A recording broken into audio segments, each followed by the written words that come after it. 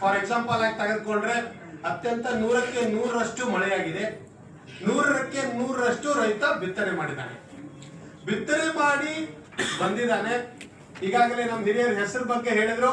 ಹೆಸರು ಬಂದು ಸಂಪೂರ್ಣವಾಗಿ ಹಾಳಾಗೋಗಿದೆ. ಅದನ್ನು ಕಟಾವು ಮಾಡಕ್ಕಾಗ್ತಾ ಇಲ್ಲ, ತಮಗೂ ಕೊಡಕ್ಕೂ ಆಗ್ತಾ ಇಲ್ಲ.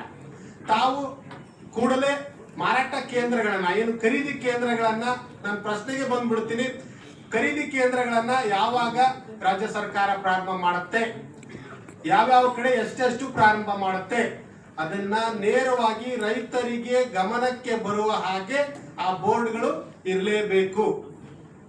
ಈಗಾಗಲೇ ಎಷ್ಟು ಬೆಳೆಗಳು ಹಾನಿಯಾಗಿದಾವಲ್ಲ, ಆ ಹಾನಿಯಾದ ಬೆಳೆಗೆ ನಿನ್ನೆ ಸಹ ಅಧಿವೇಶನ ಮುಗಿತು.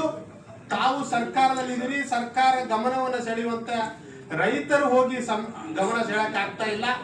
ತಾವು ಈ ಕೂಡಲೇ ಏನು ಹಾನಿಯಾದ ಬೆಳೆಗಳಿಗೆ ಯಾವ್ಯಾವುದನ್ನ ನಿಗದಿಪಡಿಸಿದಿರಿ, ನೇರವಾಗಿ ಅವರ ಖಾತೆಗಳಿಗೆ ಹೋಗುವಂತ ವ್ಯವಸ್ಥೆ ಆಗ್ಬೇಕಾಗಿದೆ. ಅದನ್ನ ಯಾವ್ದೋ ಕಂದಾಯ ಇಲಾಖೆ ಕೊಡ್ತೀರಿ, 3 ದಿವಸ ಸರ್ವೆ ಮಾಡ್ತಾರೆ, 4 ದಿವಸ ಸರ್ವೆ ಮಾಡ್ತಾರೆ. ಅವ್ರಿಗೆ ಯಾವುದೇ ಕೇಂದ್ರದ ಅನುದಾನ ಆಗ್ಲಿ, ರಾಜ್ಯದ ಅನುದಾನ ಆಗ್ಲಿ ನಮ್ಮಲ್ಲಿ ಸಿಗ್ತಾ ಇಲ್ಲ. ಇದರ ಬಗ್ಗೆ ಕೂಡಲೇ ಗಮನ ಹರಿಸಬೇಕು. ಮತ್ತು ಯೂರಿಯಾ ವಿಷಯದಲ್ಲಿ ಕೊನೆ ಪ್ರಶ್ನೆ, ಯೂರಿಯಾ ವಿಷಯದಲ್ಲಿಯೂ ಸಹ ನ್ಯಾನೋ ಯೂರಿಯಾ ಬಳಸ್ರಿ ಅಂತ ಹೇಳ್ತಾ ಇದ್ದೀರಿ, ಆದ್ರೆ ಅದು ಎಷ್ಟು ಪ್ರಯೋಗ ಆಗ್ತಾ ಗೊತ್ತಿಲ್ಲ.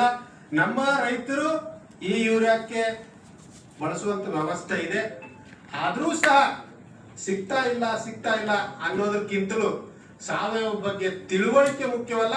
ಅದನ್ನು ಪ್ರೋತ್ಸಾಹಿಸುವ ನಿಟ್ಟಿನಲ್ಲಿ ರೈತ ಸಂಪರ್ಕ ಕೇಂದ್ರಗಳಿಗೆ ಯಾವ ಏನು ಅದನ್ನ ಅನುದಾನವನ್ನ ಅಥವಾ ಸಾವಯವ ಕೃಷಿಗಾಗಿ ಏನನ್ನ ಒತ್ತು ಕೊಟ್ಟಿದ್ದೀರಿ. ಮತ್ತು ನಮ್ಮಲ್ಲಿ ಉದ್ದು ಹೆಸರು